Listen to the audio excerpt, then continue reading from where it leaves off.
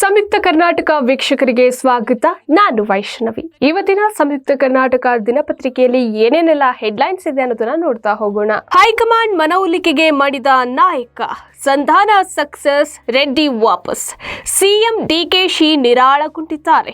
ಗೊಂದಲ ಬಗೆಹರಿದಿದೆ ಎಂದ ರಾಮಲಿಂಗಾರೆಡ್ಡಿ, ಖಾತೆ ಹಂಚಿಕೆ ಗುಟ್ಟು ಬಿಟ್ಟು ಕೊಡದ ಉಸ್ತುವಾರಿ ಸುರ್ಜೇವಾಲಾ. ಉಳಿದ 20 ಸಚಿವ ಸ್ಥಾನಕ್ಕೆ 45 ಆಕಾಂಕ್ಷಿಗಳು. ಎರಡನೇ ಹಂತದ ಸಂಪುಟ ಸೇರಲು ಲಾಬಿ 10 ದಿನಗಳಲ್ಲಿ ಮತ್ತೆ ವಿಸ್ತರಣೆ ಸಾಧ್ಯತೆ ಇದೆ. ಸಿಇಟಿ ರಿಸಲ್ಟ್ ಪ್ರಕಟವಾಗಿದೆ. 2.92 ಲಕ್ಷ ವಿದ್ಯಾರ್ಥಿಗಳಿಗೆ ರ್ಯಾಂಕ್.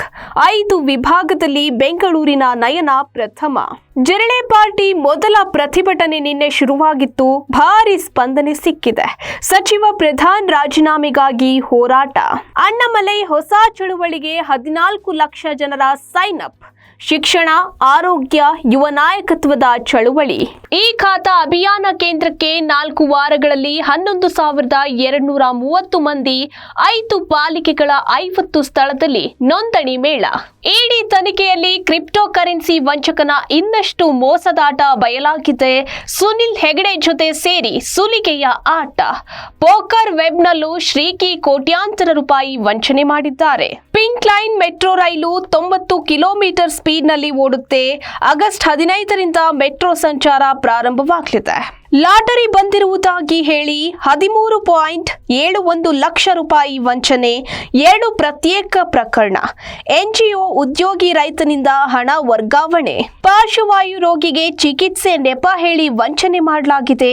ಜೀರಿಗೆ ಕಷಾಯ ಕುಡಿಸಿ 70,000 ಪಡೆದು ಪರಾರಿಯಾಗಿದ್ದಾರೆ. ಪ್ರಕರಣ ದಾಖಲಾಗಿದೆ. ಆರ್ಥಿಕ ಬಲವರ್ಧನೆಗೆ ಉಪಕ್ರಮ.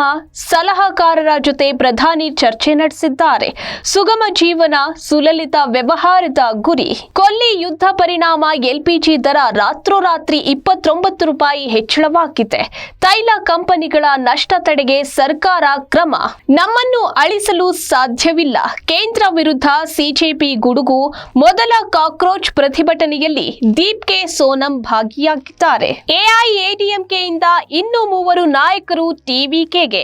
ದೇಶ ವಿದೇಶದಲ್ಲಿ ಏನೆಲ್ಲ ಬೆಳವಣಿಗೆ ಆಗಿದೆ ಅನ್ನೋದನ್ನ ನೀವು ತಿಳ್ಕೋಬೇಕು ಅಂದ್ರೆ ದೇಶ ವಿದೇಶ ಪುಟ 4. ಈ ಪುಟದಲ್ಲಿ ನಿಮಗೆ ದೇಶ ವಿದೇಶದಲ್ಲಿ ಏನೆಲ್ಲ ಬೆಳವಣಿಗೆ ಆಗಿದೆ ಅನ್ನೋದ್ರ ಬಗ್ಗೆ ಸಂಪೂರ್ಣ ಮಾಹಿತಿ ಸಿಗುತ್ತೆ. ನೀವು ಈ ಪುಟವನ್ನ ಓದಬಹುದು. ಪುರಸಭೆ ಅಧ್ಯಕ್ಷ ಸ್ಥಾನ ಬದಲಾವಣೆ.